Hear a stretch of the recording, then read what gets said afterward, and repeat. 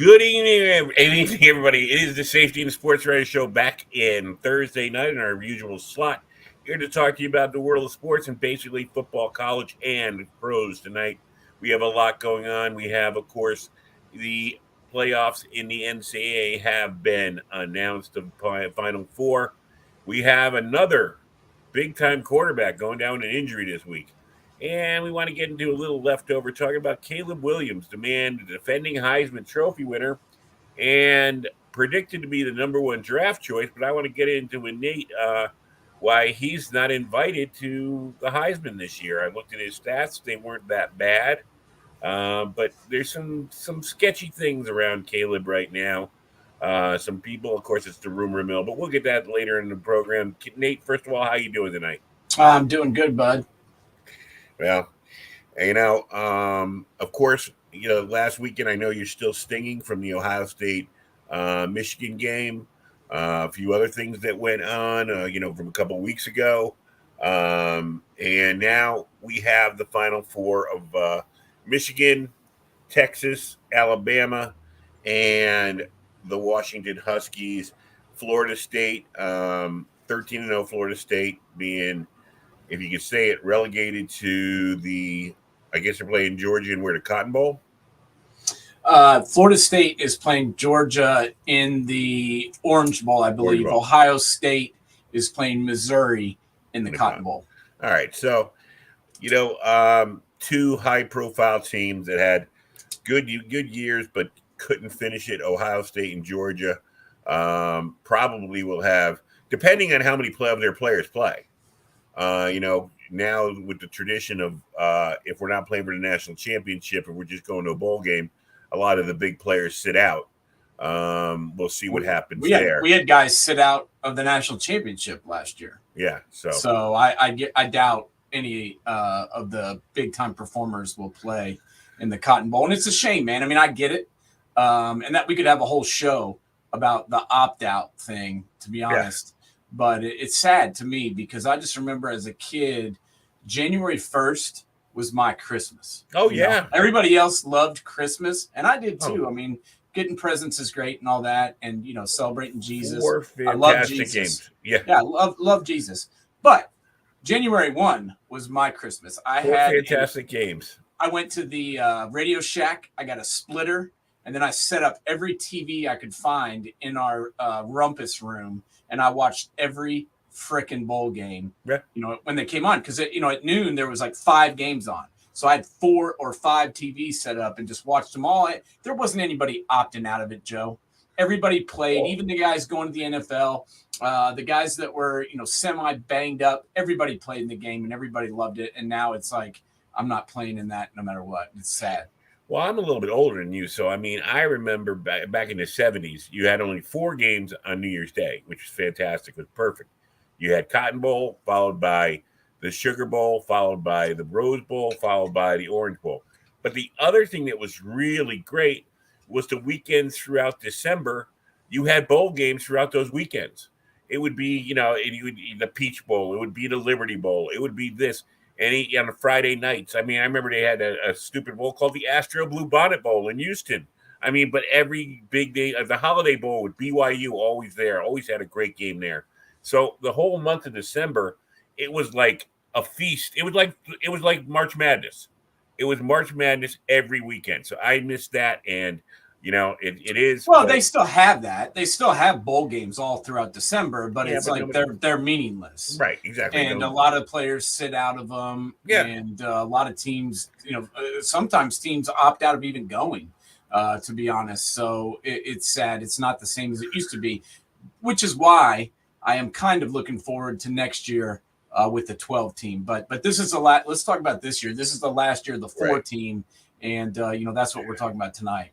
And believe me, I am not a Florida State rooter by any chance, but to me, a team goes 13-0. I understand they lost their quarterback. I understand they're probably not going to be the same team, but this is why we play the games, isn't it? Isn't it supposed to be when you go undefeated? And I understand all the arguments, ACC compared to the SEC, compared to the Big Ten, but I can make an argument why is the Huskies 13-0 better than Florida State's 13-0. Just because their quarterback happens to be healthy right now, Penix could go down with an injury in practice sometime here or go down early in the game. We've seen that how many times throughout football this year. And that would turn that game into a blowout. And let's face facts. They don't want Washington. NCAA, no matter what they want, they don't want Washington to win. They want Texas against either Michigan or Alabama. Nobody cares about Washington. Nobody cares about the Pac-12 anymore. The biggest story in the Pac-12 this year was for 4 weeks, Deion Sanders had everybody believing that Colorado was going to make a run at the national championship. Oregon and Washington, I know you study it because you study everything about NCAA football. But if you ask the basic football fan in the country, they wouldn't go to Oregon or Washington first and talk about their players or their year they're having. So don't tell me Washington's 13-0 is better than Florida State's 13-0. Well, it is because the Pac-12 was the best conference in all of football this year. The Pac-12 was better than the SEC. The Pac-12 was better than the Big Ten. The Pac-12 was leaps and bounds better than the ACC. Some people may not know that, but if you look at the Pac-12 from top to bottom, it was by far the best conference. I mean, Colorado, which was the team you were just talking about, was the worst team in the Pac-12.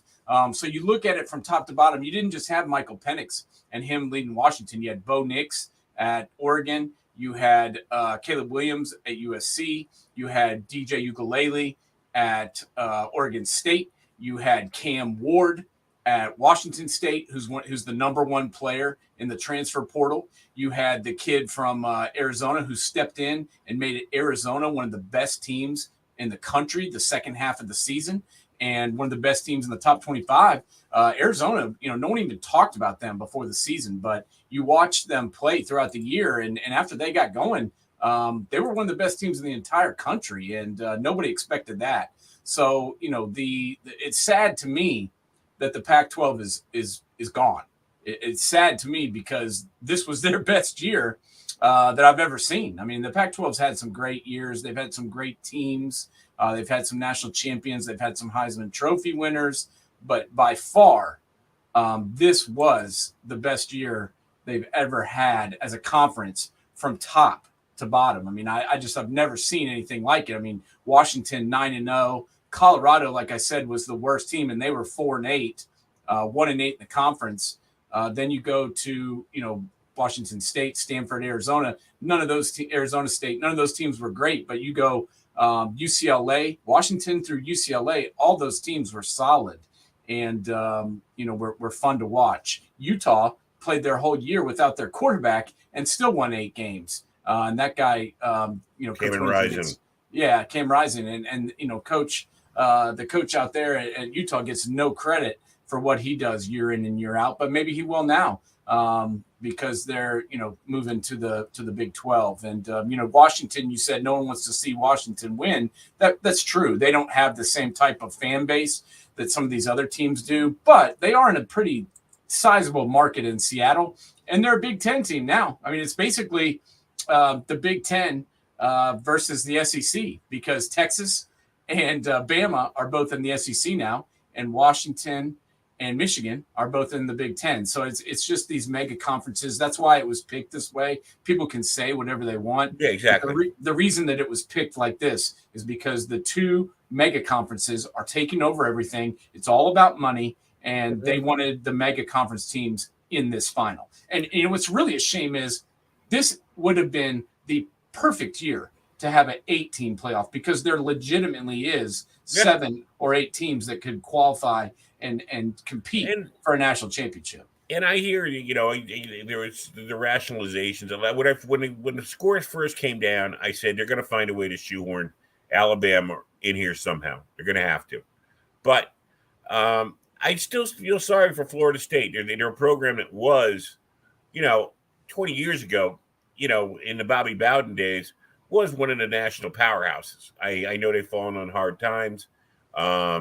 They did do everything they were supposed to do, and still they get slapped around. Is it their fault the ACC maybe didn't hold up their end of the bargain this year? They took care of everything they had to take care of. And the explanation, like I said, the explanation of one injured player, I understand it's the quarterback. I understand how vital that is. And I'm not going to bring up the Ohio State where they won with a third string quarterback because I don't think they have those type of quarterbacks behind them. But when a team plays that hard and does a 13-0 and then gets told, no, you're not good enough, I just find that then the regular season means nothing. Yeah, well, it's definitely not fair. And nothing. Life isn't fair, Joe. I mean, in case you haven't noticed, but no, I've lived fair. it. Yes, it's definitely not fair, and it's not fair to them. But what's really confusing to me is, Florida State gets zero credit for winning the ACC. Okay, I mean, let's just be honest. They won the conference. They were the number one team in the regular season. They won the conference championship, beating the second ranked team in Louisville, who is garbage. But they did win their conference, and they got no credit for that. Yet Texas, who beats a mediocre Oklahoma State team, gets tons of credit for winning the Big 12, which isn't much better than the ACC. Right. And gets vaulted into the college football playoff, and that confuses me because if you look at it closely and you put Texas next to Ohio State, yeah, Texas might win the eye test because they do have a more prolific offense than Ohio State, and they put up more points on shitty teams. But Ohio State's defense is better, and top to bottom, Ohio State has just as much, if not more, talent than Texas does, and has certainly had a lot more success in the past 10, 15 years than Texas has. So it doesn't really make sense to me why Texas gets in over Ohio State or why Texas gets in over Florida State. That one to me is very confusing. I don't know if you recall, but early in the college football season, Oklahoma State got thrashed 33-7 by South Alabama. Right. And then that was the team in the Big 12 championship game, that Texas put a shellacking on and got tons of credit for. So none of this makes any sense. Georgia got screwed too. They were ranked, Ohio State was ranked number one pretty much all second half of the season, most of it. Georgia and Ohio State were number one in the college football playoff rankings. But then, they both get left out. I'm like, why do you even do these rankings till the end if being ranked, high in them means nothing? So it's definitely confusing. I think next year it is going to be pretty fun, I think, to have this 12-team playoff. But let's be honest, Joe. There's never 12 teams that are competitive enough to win the national championship. There's just not. Usually there's 3 or 4 max, sometimes 1 or 2, but there's never 12. So it's going to be kind of weird, but I think it will be kind of fun because some of these teams are going to have home games next year in the first round of the 12-team playoff. Well, the most important thing for them is it gives smoke over the committee. The committee now will have cover because, as you say, probably 6 will be legit, maybe 7.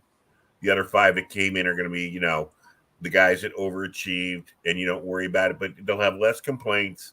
I didn't look at the end of the season ranking, but of course, Florida State would be in at this point. Georgia would be in, and we would probably Ohio State, and we probably get the Final Four we really want and we really deserve. So hopefully that takes care of it all. It's just that I always feel sorry for the guys, especially a Florida State team. Now let's face facts. I mean, as I said before, when I think of Florida State, I think of the Bobby Bowden teams, and they've kind of been trashed for the last 10 years, or get a little get like the Jameis Winston they had, but then they took a giant step back. They had a big good couple of years when they had Jimbo Fisher and they had Jameis Winston at quarterback.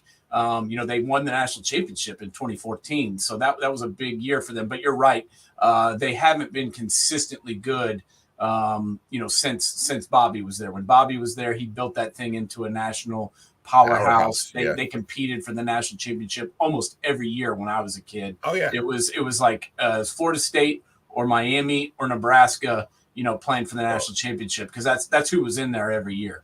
Yeah, and Florida State and Miami played the pre-national championship game in October, where they always missed the last field goal, but then we moved on with that. So that basically we're going to see how this shakes out. I know you'll be covering it in depth on man coverage throughout this month, so I'm going to give you a little leeway on that. But let's get into NFL and the quarterbacks. Trevor Lawrence, my God, I don't know if I've ever seen this many great quarterbacks. I mean, the top quarterbacks in the conference going down like they have gone down this year.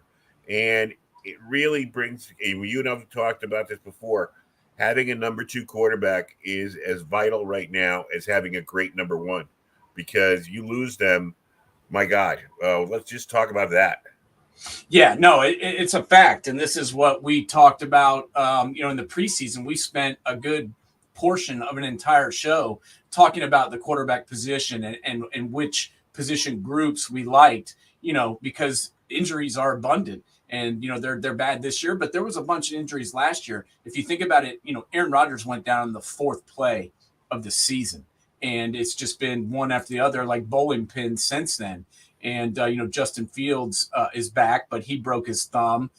Anthony Richardson, the rookie, looked way better than I thought he would when he started the season. He's hurt. He's done for the year. Deshaun Watson, he's done for the season. He was just starting to get back to his old self. Joe Burrow is done for the season. As you mentioned, Trevor Lawrence is hurt. Derek Carr has been in and out of the lineup somewhat.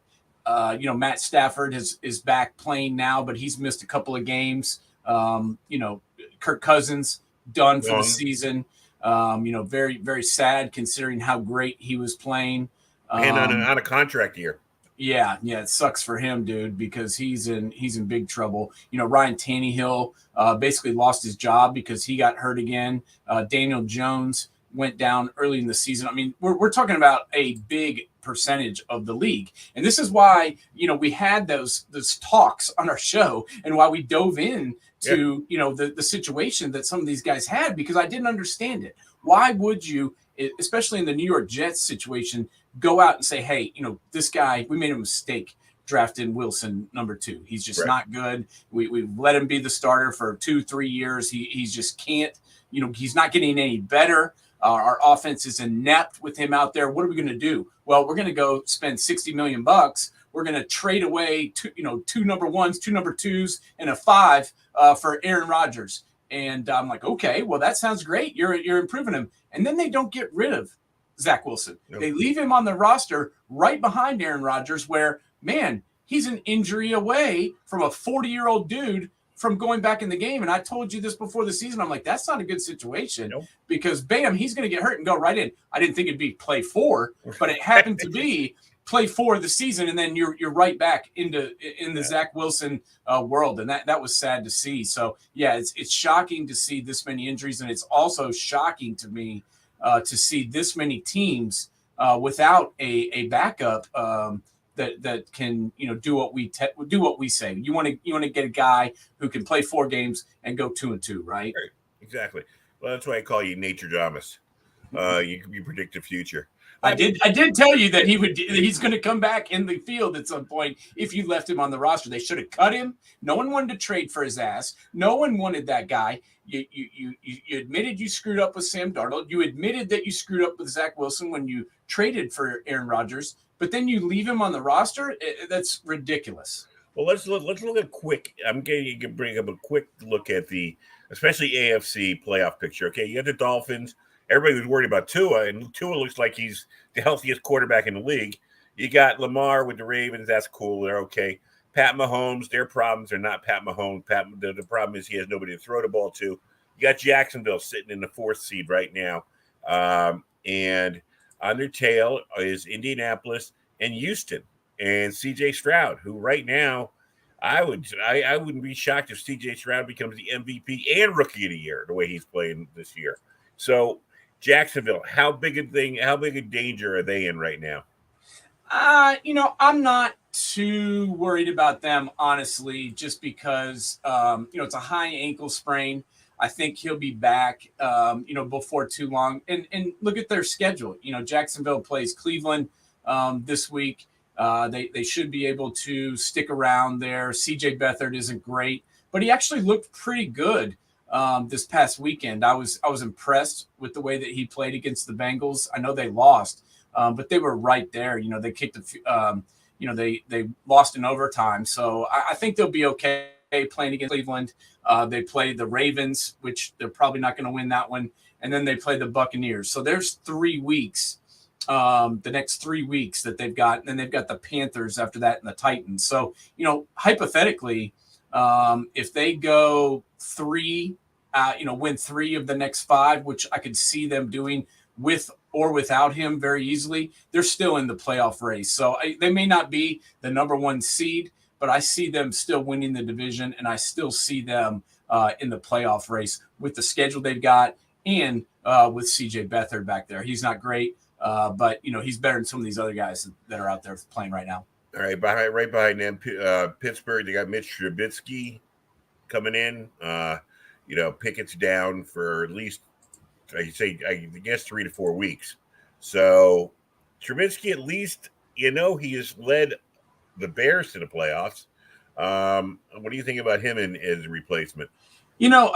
Let's be honest, Kenny Pickett wasn't that great. So, losing him isn't the end all be all. The Steelers win games by their defense playing lights out. They win games by their pass rushers, Highsmith and TJ Watt, making big plays at the end of the game. So I'm not as worried about their quarterback situation. They've got the Patriots tonight, actually, and then they play the Colts, Bengals, Seahawks, and Ravens. So not an easy stretch, but definitely some winnable games for them because of their schedule and because they have 2 good backups in Trubisky and the kid from Oklahoma State.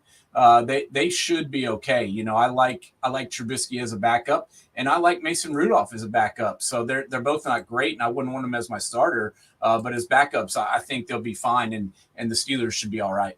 Cleveland still hanging around, even though they're on their 4th, 5th, or 6th quarterback. I can't even keep track of that anymore. Cleveland, do you think they can still hang around with that defense, or it's done? I think they're done.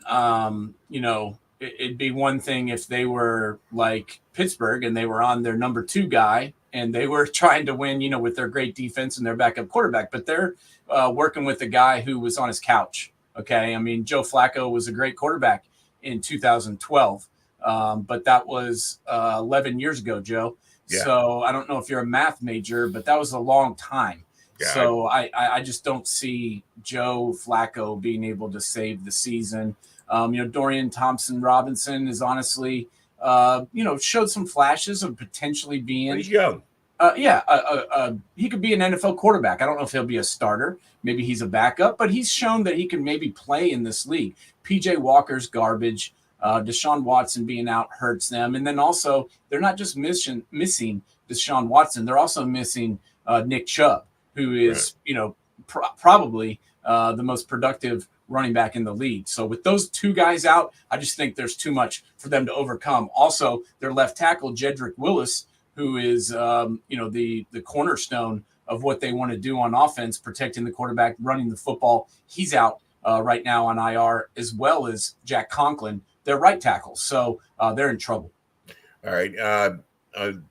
Indianapolis Colts, Gardner Minshew's doing a good job coming in, doing the job, keeping them in the race.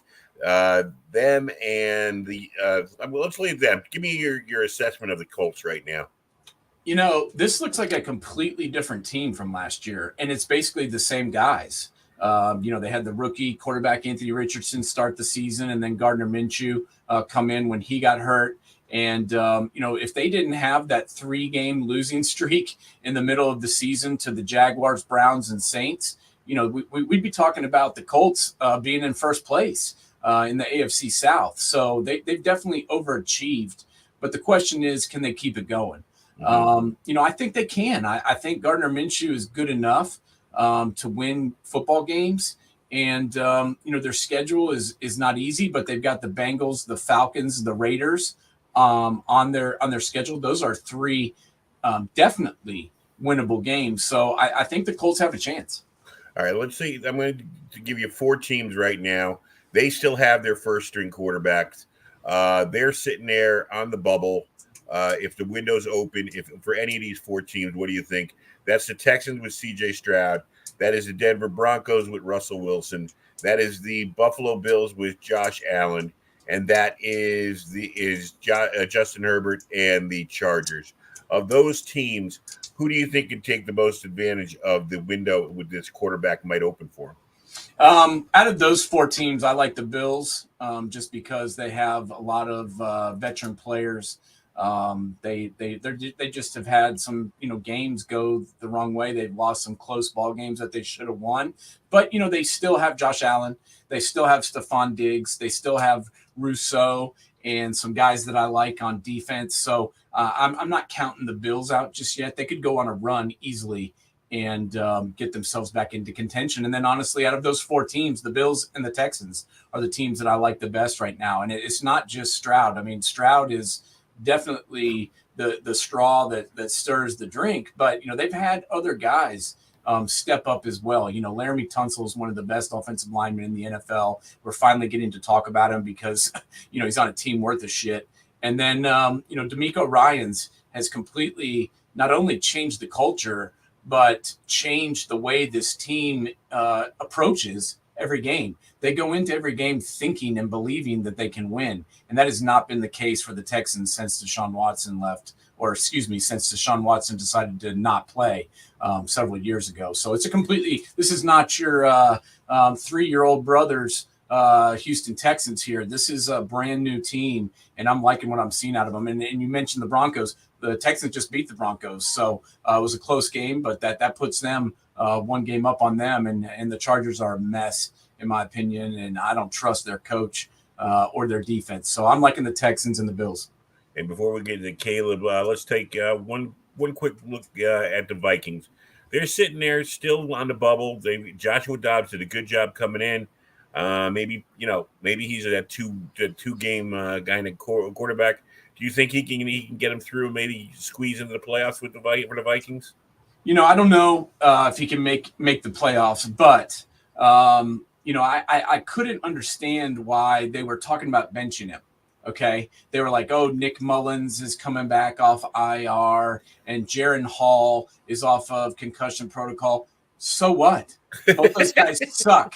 Jaron Hall is a rookie who looked lost when he was out on the field and looked kind of thankful that he was leaving the game when he got hurt. I mean, I never want to see anyone get injured, and certainly not a concussion. But I mean, he looked like he was kind of happy about it because he did not really know what he was doing. And Nick Mullins is garbage. So I have no idea why they even discussed benching Josh Dobbs. I mean, they sure as hell loved him a couple of weeks ago when he won him 2 games in a row when he didn't even know the plays. And then they go out there, against the Bears, and they have Josh Dobbs throw it 35 times. Right. And it's like, okay, this guy's been, I know he looks good for 2 weeks there, but he's been on the team for 4 weeks. Yeah. So can we run the goddamn football, and can we build a game plan around helping this guy out instead of expecting him to be Kirk Cousins? He's not Kirk Cousins. He's never going to be Kirk Cousins. But if you run plays that he's good at and you run the football, then the Vikings have a chance to win based on, the rest of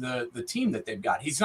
Josh Dobbs ain't going to get you to the playoffs, but Josh Dobbs could potentially go with you to the playoffs if you do the right things around it. Well, that's the most important thing with the second string quarterback. First of all, have him be talented, and secondly, understand his talents and limitations. Right, exactly. All right, let's get into Caleb Williams, the defending Heisman Trophy winning quarterback, the prohibitive favorite on everybody's draft boards to be the number 1 guy coming out of college, but he doesn't even get invited into the Final Four for Heisman, which is shocking. He had 30 touchdown passes, 5 interceptions. Yeah, 700 yards less than last year. Maybe people were the people expecting too much out of the Trojans this year, and is he getting blamed for that? Or what is and there's rumors, no one knows what's attached to it. People saying, oh, he said if he's drafted number 1, he wants a part of the team. I don't know. I expected to see. I hadn't looked at his stats till today, and I got to tell you, I expected to see worse stats than I saw. 30 touchdown passes and 5 interceptions is not playing bad as far as I'm concerned. But you watch him a lot more. What did you see the difference with him this year? Statistically, he's fine. Okay, there's nothing wrong with him statistically. The issue is, they lost a lot of games. That they they should have, they won, a lot of games that they should have lost or very well could have lost. If you recall that Colorado game on September 30th, they won it 48-41, but Colorado made some mistakes down the stretch to cause that loss. And then, 3 overtimes against Arizona, and Arizona goes for 2 and gets stopped, or else they might have lost that game. And then, the biggest one was California. Cal Bears were up big in the fourth quarter and ended up going for 2 to try and win instead of to tie. They would have tied if they kicked the extra point, but they went for 2 trying to win, which I don't behoove the head coach for that. But that was a 50-49 victory. So there's 3 games for sure that they definitely could have lost. And we're talking about a team, instead of being 5-7, 7-5, would have been 4. It had 4 wins instead of 7. So I think that the season just did not look good as a whole. And was it Caleb Williams' fault? Not really. I mean, if they didn't have Caleb Williams, this team may have won 0 games. Right. So that's how bad it was. But does he take some hits for the way that the team played as a whole? Yeah, he does. He's the quarterback. He gets all the credit when they win, and he gets some of the blame when they lose, just like the head coach does. So I think that's part of it, the way that the team performed. And also, it just it didn't look the same, Joe. For whatever reason, he just didn't look the same as he did last year. I don't know if it was, not as in sync with some of his wide receivers. I don't know if the offense was, changed a little bit and he just didn't like what he saw. But this guy still put up a ton of, stats, as you just said, and they scored a bunch of points. I mean, their biggest problem was on defense. They couldn't stop anyone. Their offensive line was garbage at times. And, the running game left some things to be desired in certain games. I mean, against UCLA, the leading rusher for Southern Cal was Marshawn Lloyd with 17 yards. So, that I think all affected it. But, this guy is certainly an interesting prospect. I just don't know if he kind of reminds me, honestly, a little bit of Bryce Young. Just their size, their stature. He's not a big dude. I think he's a little bit bigger than Bryce is, but the size still kind of worries me a little bit. I think he says he's listed at 6'1", 215. I think he looks smaller than that to me. But he certainly, has a high IQ with football.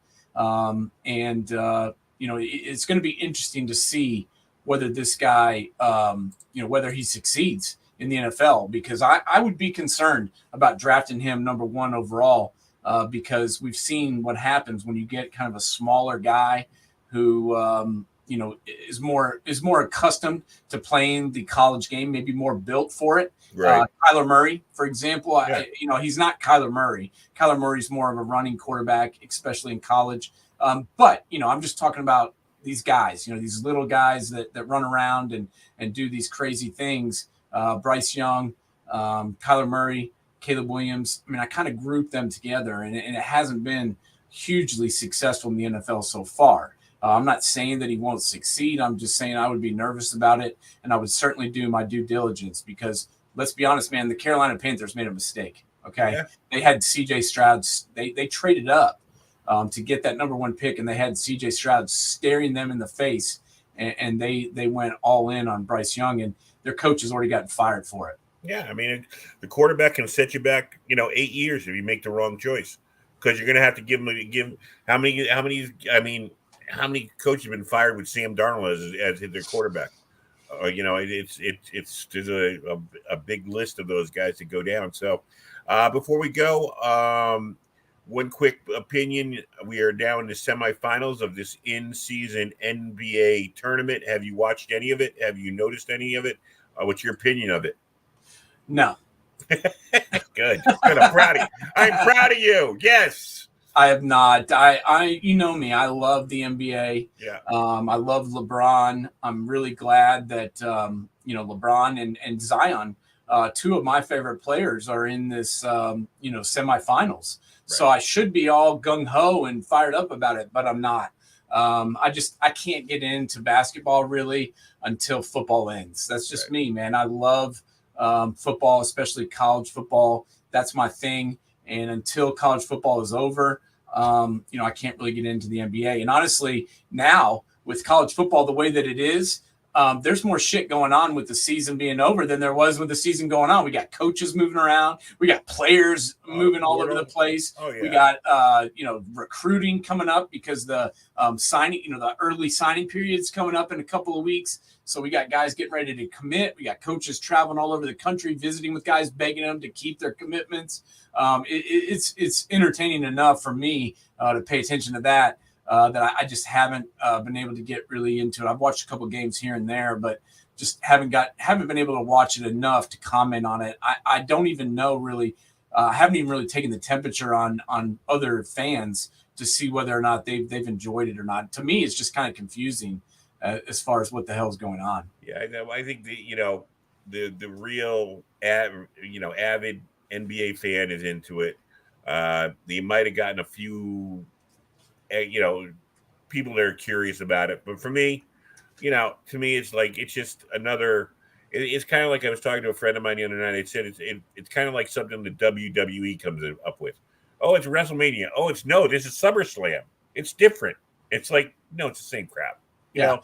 Well, I actually love basketball and I love the NBA. So they didn't have to do this for me. They've already got me. I'm going to watch games no matter what. So they didn't have to do a in-season tournament to get me to watch. Once football's over, I'll watch it.